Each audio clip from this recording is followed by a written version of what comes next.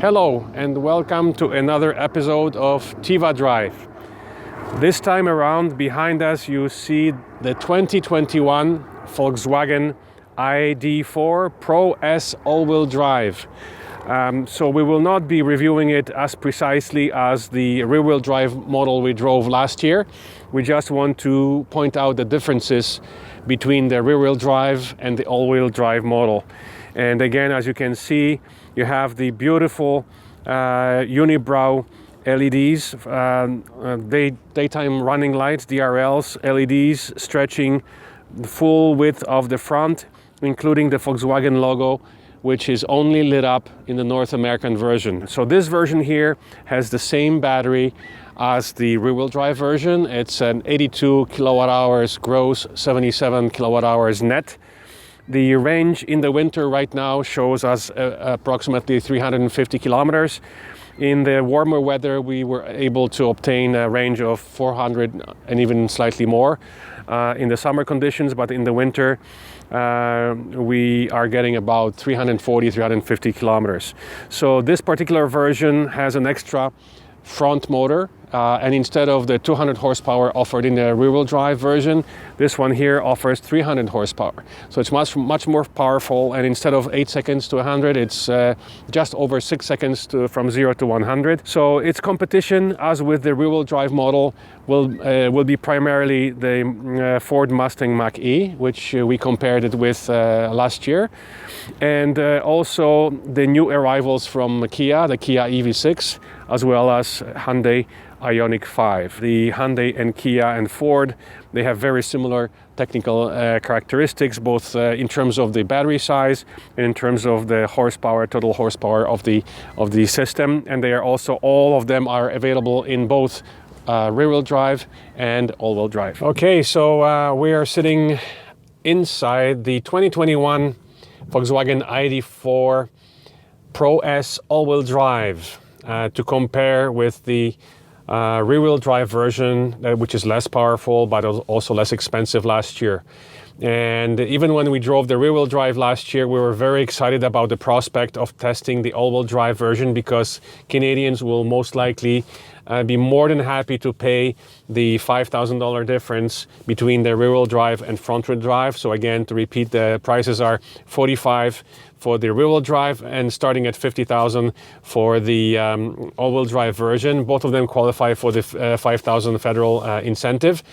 This car also comes with the $8,000 appearance package, which gives it more LEDs inside and out, 19-inch rims, etc., etc. But you know, a lot of people might be just going for the basic model with the steel roof here.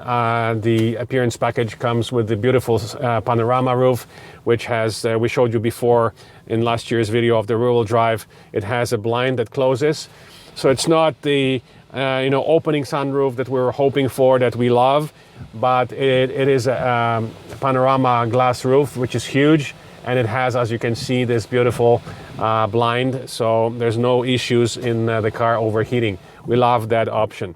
So let's open it up and let's take you for a quick spin and tell you about our impressions of this car. So we're driving in 2021 Canadian version, which comes standard with a heat pump and a few other niceties, such as a heated steering wheel, etc. The issue is that 2022 are delayed, and so it might be a while. And then right now, Volkswagen, based on their pre-sales of these cars, if you order it now, you won't be able to get it until next year, sometime in 2023. So for now, pretty much it's an unobtainium, and we're being stopped at in charging stations. People ask us about this car because very few are on the streets. We have seen maybe one or two other on the streets, so very few have been delivered in Canada as of this date, and we're in early March of 2022 already. Okay, so let's take you for a spin. So as before, in order to start the car, when you get in, when you approach the car, the mirrors open, the car unlocks, and the lights come on. In order to start the car, you just press the brake pedal and the car is on, and the gear shifter is identical to our i3, so it's right here. Just pull it forward and we're in drive. One more forward, we're in B, which is the high regen setting. or one pedal driving. The Volkswagen doesn't come to a full stop. It'll keep rolling. So at the very end, you still have to press the brake pedal, as we mentioned before. Okay, let us check. So we have the climate is all here. When you touch on the symbol, the climate comes on. The seat heater is at 1. You have 3-stage, and so is the steering wheel heat. You have 3-stage steering heat, 3, 2, 1. I like it ideally at just number 1, the lowest heat. Same with the seat heater, especially in the winter. Okay, we have the interior temperature at 18. You turn it off this way, so let's take it back. Our consumption, as you can see in the city today, on short stints with heating on and a +1 degree temperature with snow, we have it at 26.8. Our highway consumption on the way up to the lake house was around 26 as well. On the way down it was 24. Now, mind you, we use the sport mode to go up and eco mode to come down. That's why our consumption was lower. It was down to around 24. All right, so the way you change the modes here. Now in the city we love driving it in sport mode. There's no point in driving eco. Eco you mostly use on the highway, right? So we're gonna keep it in sport mode, and that's it. All right, for now. Of course, it comes with Apple CarPlay and Android Auto, and it's wireless, by the way. There's a wireless charging pad, but with my phone it never works because I have a cover on the phone, so I just plug it in. By the way, all the USB plugs are USB-Cs. So I charge my phone by using I had to get a special cable with the USB-C at both ends to charge the phone, because the wireless charging pad, just like with the Volvo, when I place my phone on the wireless charging pad inside the cover, and I don't want to bother removing it every time, it interrupts the charging. So it doesn't. The wireless charging pads don't work well with certain types of phone covers, but the charging pad is right here. Okay, so in order to get to the Android Auto, you press on the main menu, and you click here. You see the menu right there, Android Auto, and now we have the Android Auto is on. Google Assistant is there, etc., etc. So it's all here. It's pretty straightforward. So we're gonna just leave it in vehicle statistics. So let's take you for a quick spin and tell you more about our impression. So far we have taken it. Driven it around the city quite a bit, and we also have taken it up to the lake house and back. So we've done, over 300 kilometers in highway driving.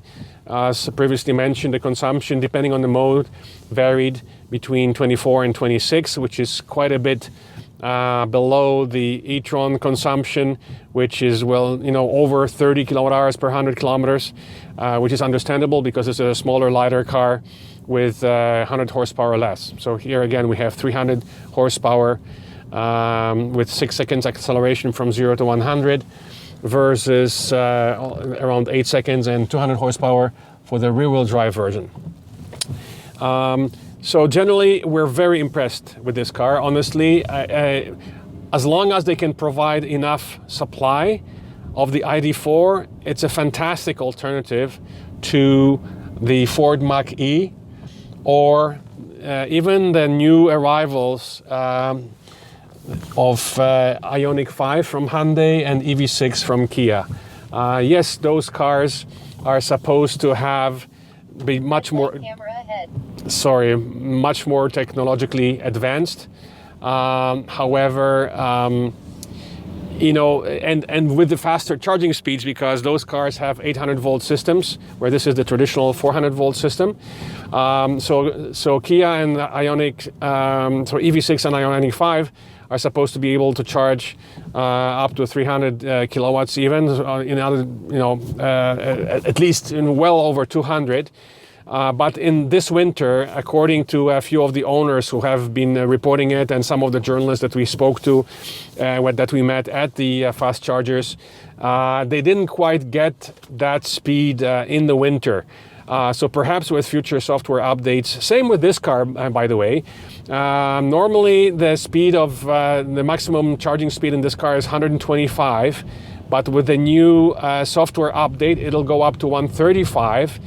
And recently, 2 days ago, Volkswagen ID Buzz was launched with the same using the same platform, and the charging speed announced for that car was 170 kilowatts. So it's very logical that eventually ID3s, ID4s, any other cars based on of the MEB platform will also be charging up to 170, which puts it very close to the Hyundai Kia charging speeds. And as we keep mentioning also, it's not about the top speed, it's about the charging curve. So we'll have to really compare them side by side, driving simultaneously, and observe the charging curve in terms of how long you're able to keep that high speed of charging. So for now, 125 is plenty. Very soon it's going to be 135, which puts it very close to the Audi e-tron's 150 kilowatts, which is a really great speed. That's all you really need. You know, you'll be able to charge from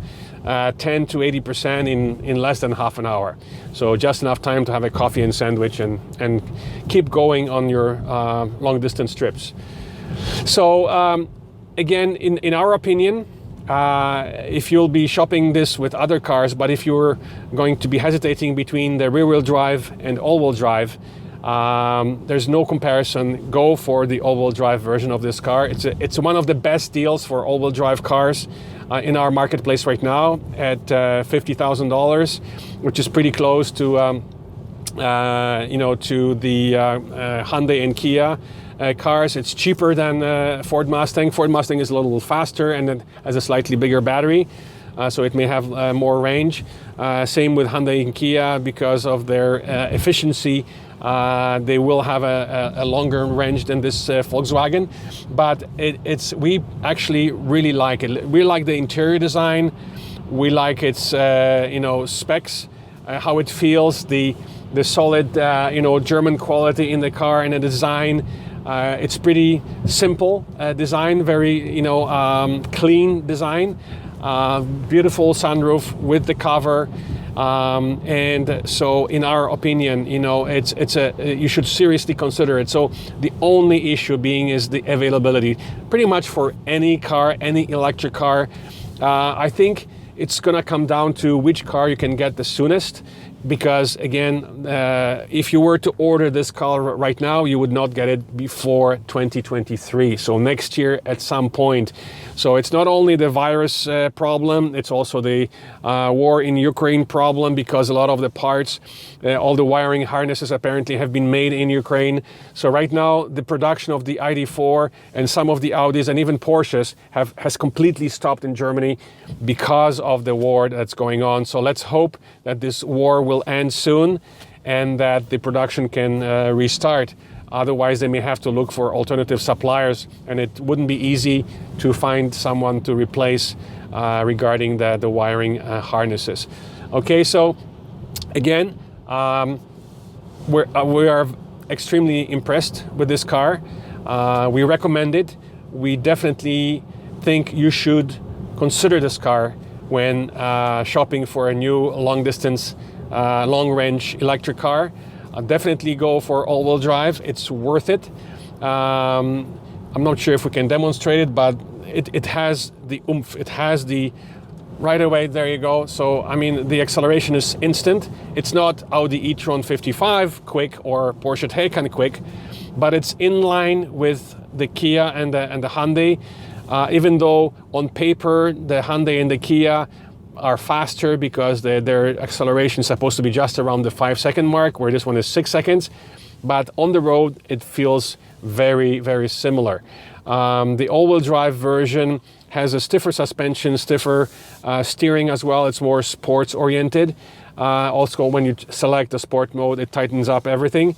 So in the city, you will probably tend to drive in sport mode, where on the highway you may select, the eco mode, which is good enough for the highway, to be honest. It still has quick acceleration, so that's all you need when you're trying to stretch your miles. So again, winter range, you can expect about 350 kilometers, summer range over 400 in this car, which puts it very close to its competition. It's maybe not as long of a range as the Hyundai Kia Duo, and soon to become the GV60 as well. It is more than the Volvo, even though Volvo has more horsepower and is faster. but it's definitely longer range than the Volvo. And then in terms of the Ford Mach-E, with the smaller battery, it has less range. In the bigger battery, it has more range. So the size of this battery is in between the two Mach-E battery sizes. And that car is also available in rear-wheel drive and all-wheel drive. So this will be the most direct competition. And we have some pictures posted yesterday from our meeting with our friend from Quebec who drove down in his blue Ford Mach-E all-wheel drive. So we have the side-by-side pictures if you want to check out our Facebook page to see how they compare side-by-side. And we have compared them previously in our summer video. We drove them back to back, the rear-wheel drive versions of both the Ford Mach-E and the Volkswagen ID4. So please refer back to that video. And so again, our view is, please do consider it for your next EV purchase. And if you have any questions, please comment. And as always, please do not forget to press that subscribe button to help us get more viewership and to support us in helping us to produce more videos for you in the future. And there's lots more exciting reviews coming in the next few weeks. Also comparisons with some exciting cars from Ford, BMW, Mercedes, Hyundai, Kia, and many others. So stay tuned and subscribe. And thank you for watching, and see you at our next review.